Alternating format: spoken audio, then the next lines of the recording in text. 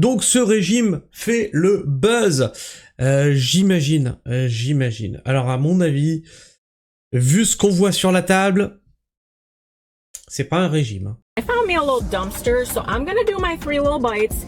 I could not get this out of my head. This bakery has the best apple fritters. This is what I do to maintain my 190-pound weight loss. And I don't even care about the comments. You're wasting food. I'm a whole ass adult out here. I earn my money and I spend it how I want.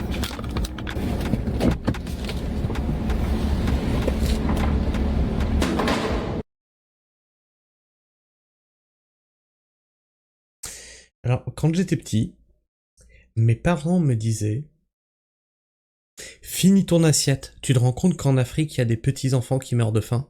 Mais j'avais jamais compris comment, si moi je finissais mon assiette, ça réglait le problème en Afrique. Plutôt prends mon assiette, envoie-la là-bas. Hein. Mais là, c'est gâché. Hein. Là, c'est gâché.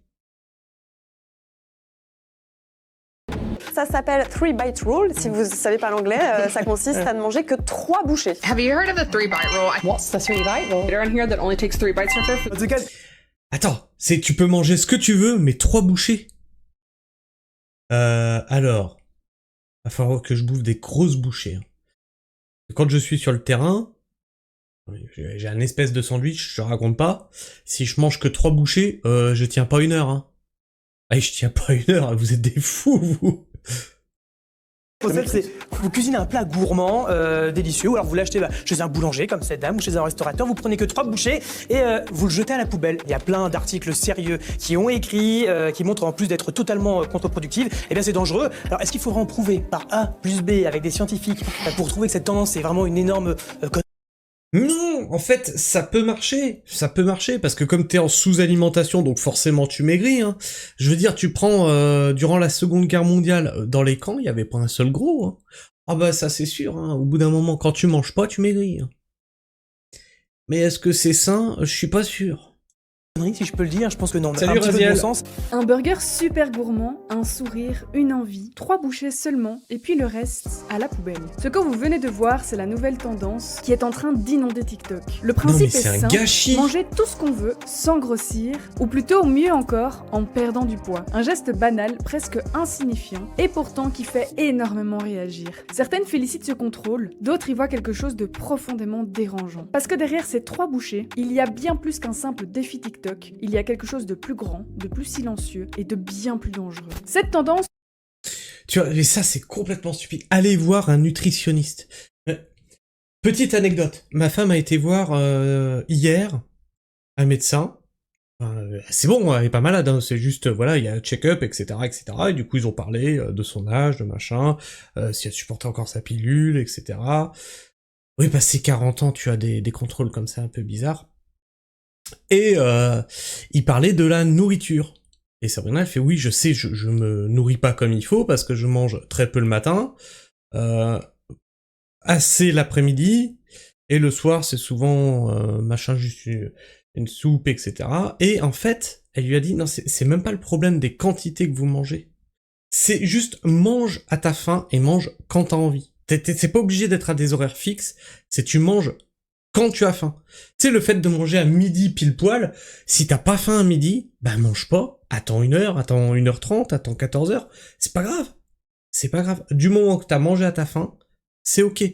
Juste le soir, le seul truc, faut pas manger après 21h. Voilà, mais faites-vous suivre par des nutritionnistes ou par des médecins, enfin, des gens qui travaillent dans la santé, pas sur des réseaux TikTok, c'est n'importe quoi. Cumule aujourd'hui des millions de vues, des centaines de milliers de vidéos, toutes sur un ton léger, presque insouciant, mais déguisé par une et même seule idée, le contrôle. Et face à l'écran, ce qu'on regarde n'a plus grand chose à voir avec la gourmandise. On observe une maîtrise, une force, ou peut-être même une illusion. Mais alors, pourquoi ça nous fascine autant? Qu'est-ce que ça dit de nous réellement? Et surtout, jusqu'où ce besoin de contrôle peut-il aller? Aujourd'hui, on plonge dans une tendance qui fait plus que nourrir les vues, elle nourrit un idéal dangereux, loin d'être anodin. Bonjour les amis et bienvenue dans cette nouvelle vidéo, je suis trop contente de vous retrouver aujourd'hui pour un nouveau sujet. Avant de commencer, n'hésitez surtout pas à vous abonner, surtout si c'est pas la première fois que vous passez, on est vraiment pas loin des 30 000, ça me ferait vraiment énormément plaisir pour le nouvel an. Ça me soutient, ouais, ça me monte, motive, hein. donc vraiment n'hésitez Elle monte, je crois que quand on l'avait découvert, elle était à 25K. Elle est à 29, là, elle est en train de monter. Allez vous abonner si vous connaissez pas. N'hésitez pas. Aujourd'hui, on va parler de contrôle. Contrôle sur plein d'aspects. Parce que quand certains et certaines contrôlent leur nourriture et leur image sur les réseaux sociaux, d'autres, eux, préfèrent contrôler leur vie privée sur Internet. Et c'est pour cette raison que je suis très contente aujourd'hui de vous annoncer que le sponsor du jour... Je n'ai pas été payé pour ça, madame. Non, non, non, non, non, non, non. Moi, je suis pas sponsorisé. Sponsoriser ma vidéo, ça me soutient énormément et merci à vous si vous choisissez mon lien pour votre prochain VPN. Installez-vous bien confortablement, nous on est parti pour notre vidéo. Tout commence par une idée fun, légère, presque anodine. Une fille se filme, burger à la main, une envie dévorante dans ses yeux. Elle mange 3 bouchées, mais pas plus. Et le reste, elle le jette, avec le même sourire satisfait que si elle venait d'accomplir quelque chose de bien. Déjà, mais rien que ça déjà. Tu veux un burger ? Fais-toi un burger. Fais-toi un burger maison. Plutôt que d'aller dans un fast-food, là, bouffer un truc dégueulasse, saturé de sel et de sucre, et de gras. Au début, personne n'y voit vraiment de mal. C'est un challenge comme un autre, un de plus sur la longue liste des tendances absurdes de Mais en plus, tu les vois bouffer que de la merde. Explose. Des millions de likes, des milliers de reprises, et en quelques semaines, cette tendance devient une règle implicite. Tu peux tout manger tant que tu t'arrêtes à temps. Aujourd'hui, on compte plus de 20 millions de publications autour de ce challenge. Toujours le même code. On commence par une scène avec de la food porn. Quoi ? Comment ça, j'ai un souci de connexion ? J'ai aucune alerte ? Ah, j'ai absolument rien sur mon truc qui me dit que j'ai un souci, hein. Est-ce que vous me voyez, vous m'entendez encore ? Ou est-ce que ça vient que de Sylvie ?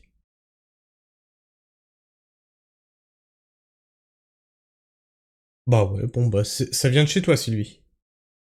Quelqu'un derrière qui a énormément envie de dévorer ce truc, qui mange 3 bouchées et puis qui fièrement jette le reste à la poubelle. On y trouve une ambiance un peu contrastée. D'un côté, un décor pas du tout calculé, avec de la food porn, et de l'autre côté, une immense maîtrise de ces 3 bouchées. Ce qu'on va donc applaudir ici, ce n'est pas la gourmandise, mais bien la façon de résister face à la nourriture. Présentée comme une preuve de force, cette tendance se nourrit d'une idée bien plus intime, celle qu'il faut bien évidemment mériter le plaisir et mériter la nourriture. Et ce qui fascine, c'est justement ce mélange contradictoire, le fast-food, la discipline, la tentation, le contrôle, Mais le il bouffe que de la sourire, merde. la privation. C'est présenté comme une forme de liberté, mais ce qu'on regarde en réalité, c'est une privation. Et c'est peut-être là que tout commence à devenir dangereux. Mais vous allez me dire, peut-être que vous vous posez la question, peut-être pas du tout.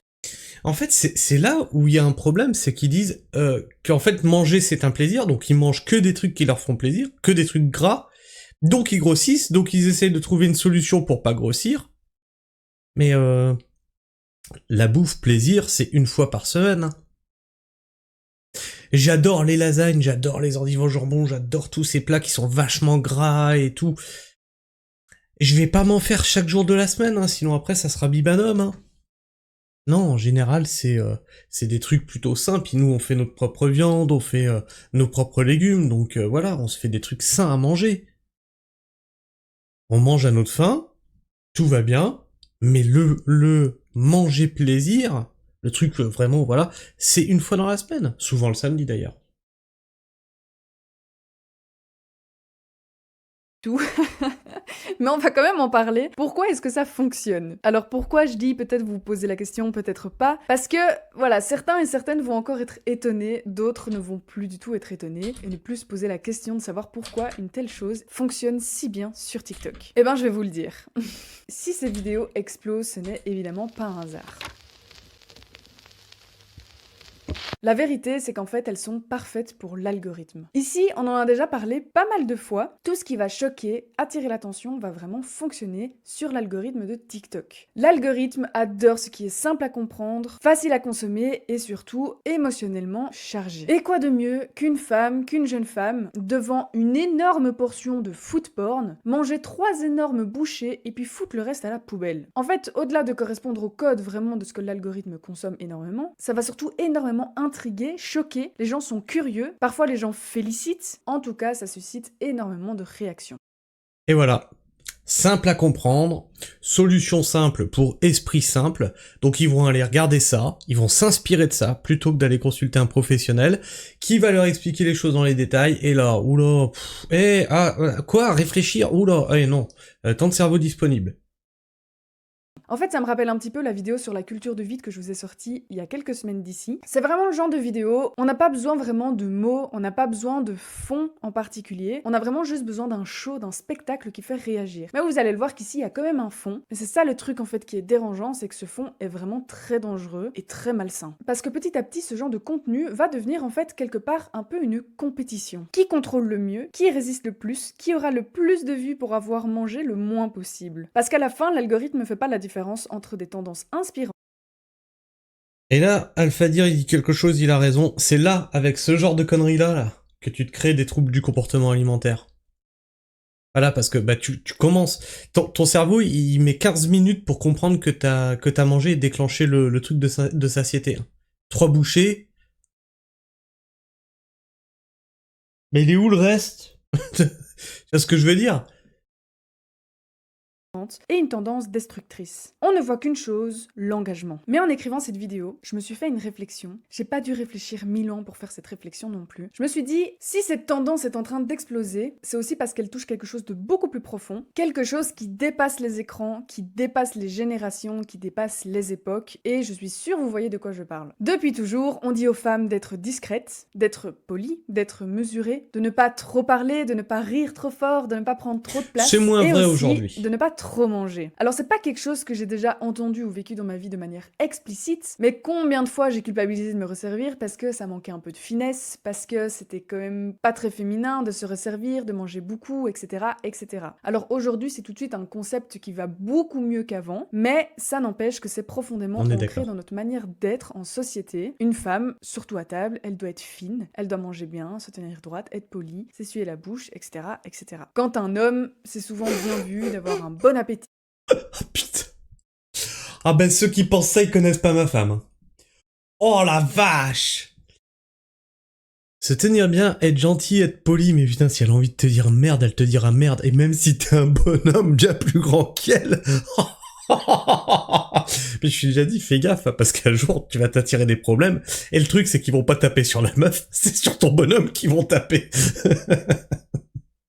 De manger à sa faim. Tout ça a fait qu'aujourd'hui, le contrôle, c'est une vraie qualité. Et c'est même devenu une vertu. Alors forcément, quand une tendance glorifie la maîtrise de soi, eh ben ça résonne. Parce qu'en fait, tout simplement, elle va s'inscrire dans des décennies d'injonctions faites aux femmes. Ces injonctions faites aux femmes par rapport à la minceur, on en a déjà énormément parlé ici sur YouTube. Chaque période a eu ses standards de beauté, mais c'est vrai qu'il y a certaines périodes qui ont vraiment eu des influences encore très fortes aujourd'hui, notamment la période des années 90 avec le courant héroïne chic. Alors c'était un courant où les femmes étaient très très maigres et en fait l'idée globale mais c'est trop c'est trop maigre, un peu malade, un peu chétive, mal entretenue entre guillemets, avec les cheveux pas faits, avec le maquillage pas vraiment fait non plus. Héroïne chic, ça vient en fait d'une femme qui prend de la drogue carrément. Donc c'est pour vous dire un petit peu à quel point c'était extrêmement toxique et malsain comme courant. C'était une période où surtout les mannequins normalisaient énormément les troubles du comportement alimentaire. Je vais pas dire le mot parce que sinon je vais me faire strike par YouTube, mais elle mettait en avant le fait d'être mince, très très mince, si vous voyez ce que je veux dire. En 2010, ça s'est plus ou moins calmé avec les Kardashian qui sont venus, parce que là c'était vraiment le retour des formes. Kim Kardashian qui était toute petite, elle était brune, donc elle cassait vraiment tous ses codes, et en fait je pense qu'elle a fait du bien à cette époque-là. Mais ce qu'on a vu aussi récemment, c'est que dans les années 2020, ça a été un peu ce retour en... Je suis pas sûr que Kim Kardashian a ramené du positif dans tout ça, hein. Quand tu vois toutes les chirurgies esthétiques qui ont été faites pour devenir comme Kim Kardashian... Non, mais au bout d'un moment, un entre-deux, ça... c'est bon, hein. Enfin, faut arrêter de se complexer sur le physique, hein. Arrière, notamment les Kardashian qui, dès qu'elles font quelque chose, elles influencent la planète entière. Elles ont perdu beaucoup de poids, elles ont enlevé leur BBL, elles ont enlevé en fait leur forme, et elles sont redevenues vraiment très très fines, beaucoup plus qu'avant. C'est un petit peu la mode entre guillemets de toutes les personnalités comme Hailey Bieber, comme Kendall Jenner, qui sont des personnalités qui sont relativement fines aussi, et ça a été aussi entretenu par le courant comme la clean girl par exemple. Ça aussi j'en ai déjà parlé sur cette chaîne. Tout ça a fait que globalement, le retour de cette minceur revient un petit peu en force. Et donc ce qu'il faut comprendre avec cette tendance, c'est qu'elle a tapé pile poil dans le mille. En fait, d'un côté, nous avons la... Bah ouais, Kiki, c'est quoi cette mode de merde? En fait, c'est des modes et ça tourne, et c'est stupide. Acceptez-vous comme vous êtes. Tu regardes les tableaux de la Renaissance, je crois que c'était. C'est plutôt des femmes qui sont bien en chair, machin. Ouais, mais c'est très bien comme ça. Vous êtes heureux comme ça, c'est très très bien. Votre conjoint est heureux comme ça, c'est très bien. Y a pas à se conformer à une mode. Donc, non, moi je trouve ça un peu stupide de se conformer à une norme. Mais personne ne sera jamais tout à fait pareil. On a tous des physiques différents, on a tous des travails différents, on a tous... Voilà, et puis même le travail, hein, mine de rien, ça te change physiquement. Algorithme qui valorise les comportements hyper extrêmes. Nous avons de l'autre les injonctions et cette mode de la maigreur qui revient et donc cette envie de toujours perdre du poids, faire des régimes, etc. etc. Et nous avons au-dessus du triangle la malbouffe, donc la food porn, qui va vraiment impacter donc déjà visuellement la vidéo, puis qui donne envie. Il y a cet aspect aussi ASMR, cet aspect mukbang, donc ça aussi je vous en ai parlé, d'ailleurs j'ai fait une vidéo sur le mukbang. Tout ça fait que vraiment les 3 ingrédients font que cette tendance explose et fonctionne hyper bien. Mais que ce soit TikTok, l'algorithme, le mukbang ou encore les injonctions faites aux femmes, on se rend vite compte que ces 3 ingrédients sont en fait des ingrédients de merde. Ce qui fait que oui, cette tendance est ultra problématique. Les dangers de cette tendance sont vraiment énormissimes, on se rend pas compte au début parce qu'on se voit cette tendance comme quelque chose d'assez fun. Et pourtant, moi, il y a 3 choses qui me sautent vraiment aux yeux et que je voulais absolument partager aujourd'hui avec vous parce que il faut que ça cesse, ce genre de tendance scandaleuse. La première chose, c'est évidemment lié au TCA, donc troubles du comportement alimentaire. Alors les troubles du comportement alimentaire, c'est vraiment dans la tête, mais avant que ce soit dans la tête, ça commence par un comportement problématique. Ici, on est vraiment en plein dedans. D'ailleurs, il y a énormément de médecins qui prennent la parole par rapport à ça et qui alertent en disant que ce n'est pas du tout ok. Au début, c'est un comportement problématique et puis petit à petit, à force de voir ça, à force de faire ça, à force de répéter et d'avoir le même message de maîtrise et de contrôle dans sa tête, c'est quelque chose qui rentre dans le cerveau et qui devient une maladie mentale, qui devient une obsession. Mais c'est même à partir du moment où t'as pris une habitude et que cette habitude elle est mauvaise, à partir du moment où t'as pris une habitude, le problème c'est de se défaire de ces habitudes. Je prends un exemple con. Quand t'arrêtes de fumer, je fume plus, mais j'ai fumé de mes 16 ans à mes 24 ans. J'étais rendu à un paquet de 30 par jour à 24 ans. Le plus dur, c'est pas le manque de la nicotine. Le soir, tu rentres du taf, et tu sais pas quoi faire de tes mains, d'habitude tu vois, tu clopes quoi. Merde. Et du coup, tu sais plus quoi faire de tes mains. Et ça, ouais, le geste, c'est super chiant à s'en défaire. Et qui est ensuite très dur à partir. C'est un sujet qui me touche énormément parce que j'ai vécu moi-même des troubles du comportement alimentaire il y a presque 10 ans maintenant, j'avais 16 ans, donc un peu moins de 10 ans. Ça m'a pris vraiment des années pour m'en sortir. Socialement, c'était très compliqué et je ne le souhaite vraiment à personne. C'est pour ça que ce genre de tendance aujourd'hui, je trouve que c'est tellement dangereux parce que surtout TikTok, c'est une communauté de personnes très très jeunes. À 16, 17, 18 ans, même 20, 25 ans, parfois on n'a pas conscience de ce qu'on voit, on ne comprend pas ce qu'on voit toujours. Et tout ce qui se passe en fait, c'est que ces vidéos influence et que quand c'est répétitif, quand c'est une tendance, quand ça devient viral comme ça peut avoir des conséquences dramatiques. J'ai fait une vidéo là-dessus, je vais pas dire les termes parce que la vidéo a été strike d'ailleurs. Dans cette vidéo, j'ai dû censurer, ça a été insupportable. Mais c'est pas la première fois que des mouvements existent. Il y a eu notamment... Ça c'est... Alors attention, j'allais dire un gros mot qui va être censuré sinon. Ça c'est casse-pied. Sur YouTube, tu ne peux plus rien dire. Tu ne peux plus rien dire. C'est affligeant.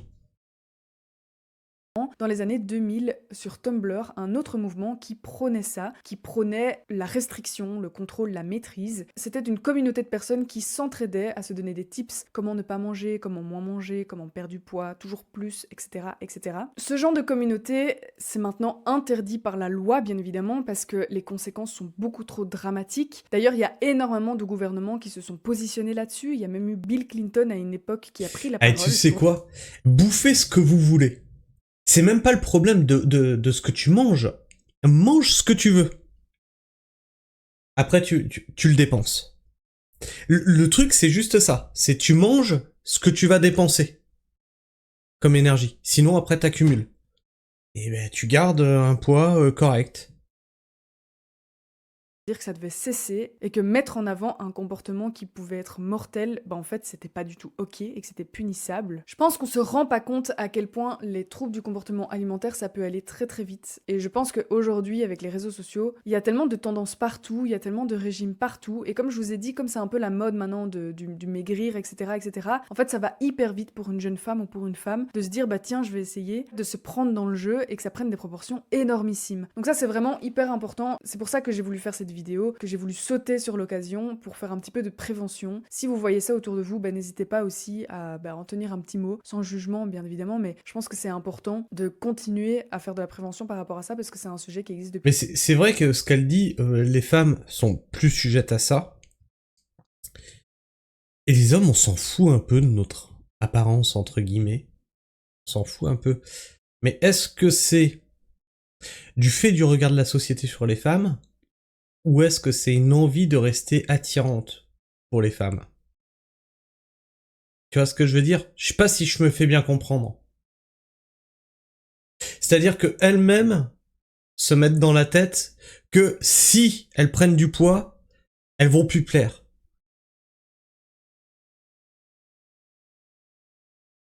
Je suis pas sûr d'être bien clair. Mais...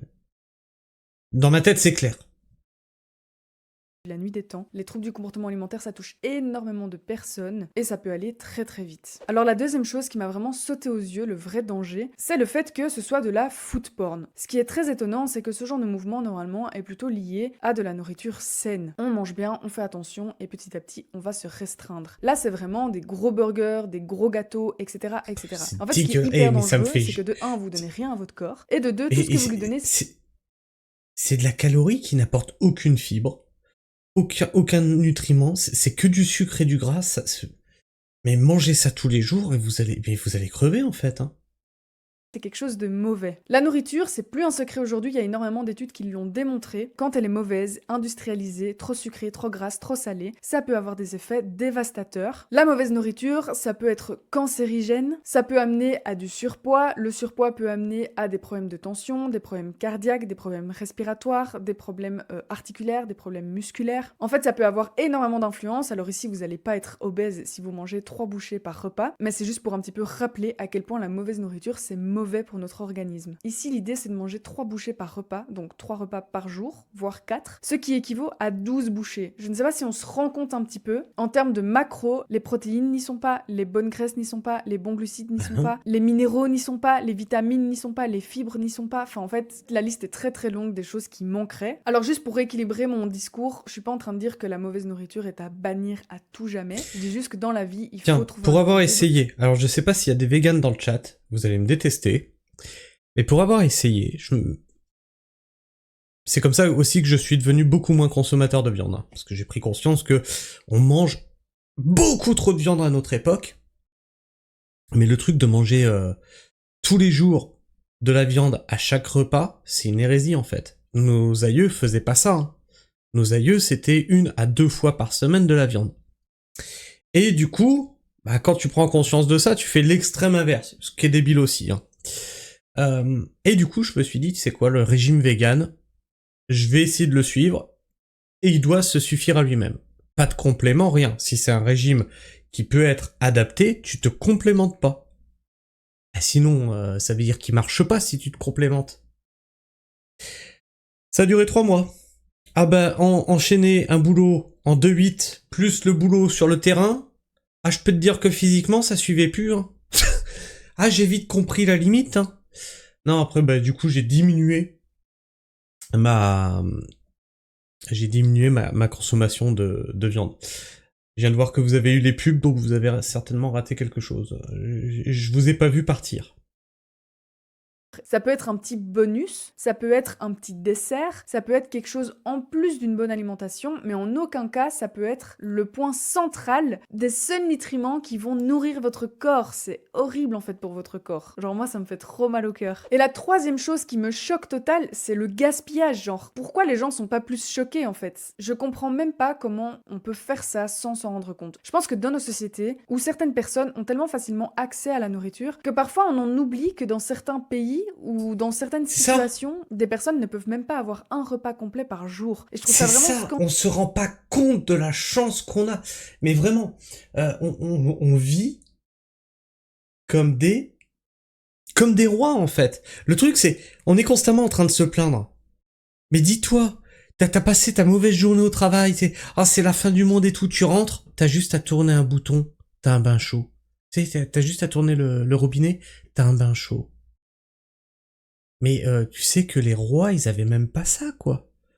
On vit dans du luxe sans s'en rendre compte. Ce qu'on a en Occident, en Europe, dans les pays riches, c'est du luxe, en fait. Hein. Dans beaucoup de pays, ils ont même pas accès à de l'eau potable.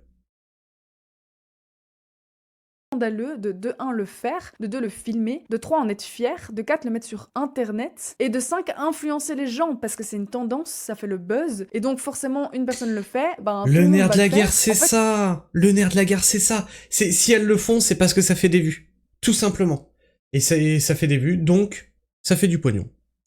c'est un comportement qui est complètement problématique et hyper scandaleux. Cette tendance, vous l'aurez compris, elle coche toutes les cases pour fonctionner un max, mais elle coche toutes les cases pour être hyper problématique. Je trouve ça encore une fois hyper dommage que on préfère s'en servir pour faire le buzz plutôt que de dénoncer des choses qui sont obvious, genre à quel moment en fait les gens répètent ça sans se rendre compte de tout ce que ça implique derrière, de tout ce que ça veut dire, de tout ce que ça représente. Parce que c'est fun, parce que c'est une tendance, parce qu'on veut le buzz, on répète sans aller plus loin que la réflexion, ou alors on va plus loin que la réflexion, mais dans ce cas-là c'est encore pire parce que ça veut dire qu'on accepte ça, parce qu'en fait derrière individuellement il y a des retombées qui sont positifs entre guillemets si on met de côté tous les problèmes de TCA, à savoir le buzz, quelque chose de fun, l'attention sur soi quelques secondes, la fierté du contrôle peut-être, le plaisir de pas beaucoup manger, de perdre du poids et de manger de la food porn peut-être, je ne sais pas. Dites-moi un petit peu ce que vous en pensez, je sais pas si vous avez vu cette tendance passer sur TikTok, moi personnellement elle m'a complètement choquée, je me suis dit mais... Enfin c'est fou parce que même si je devais inventer des trucs, je n'inventerais pas autant. Je suis dépitée et d'un autre côté c'est tellement... Enfin il y en aura encore beaucoup des tendances comme celle-là, je pense que c'est pas la dernière, c'est pas la première, loin de là. L'humanité est pense, très en fait, forte le vrai pour s'autodétruire. problème dans cette histoire, c'est aussi TikTok parce que c'est une plateforme qui est tellement propice pour véhiculer des choses comme ça, qui sont rapides. J'aurais pas dit propice, j'aurais dit c'est une plateforme problématique. Ah mais TikTok c'est l'enfer, mais c'est le diable. Hein. Mais bannissez-moi cette plateforme là, c'est l'enfer. Mais ce truc, mais tu perds des points de QI chaque minute que tu restes sur cette application, c'est hallucinant. Facile à consommer. En fait, dans un monde où tout est plus lent, les choses se véhiculent beaucoup plus lentement aussi. Et du coup, peut-être que les gens réfléchissent plus aussi. Je ne sais pas. Dites-moi ce que vous en pensez. Je serais très très curieuse de vous lire en commentaire. Merci encore une fois. Encore une fois, une très très bonne vidéo de notre Lola. Oh, quelle horreur, mais quelle horreur. Mais sérieux, mais arrêtez de penser que par le physique. Hein. Comme je disais, ça fait, je crois, 3 streams où je dis ça. Vous n'êtes pas qu'un corps, vous êtes des compétences, vous êtes une réflexion, vous avez tout ça. Vous n'êtes pas qu'un physique que vous apportez à la société. Non, vous êtes énormément de choses. Énormément de choses. De la joie de vivre, de l'humour, une intelligence sur un sujet particulier, l'intelligence tout court, hein, des compétences sur certains sujets que vous apportez. Vous n'êtes pas qu'un corps, merde. Mais bannissons tout. Sainte météorite, écrase-toi et purifie-nous. Détruis tout sur ton passage.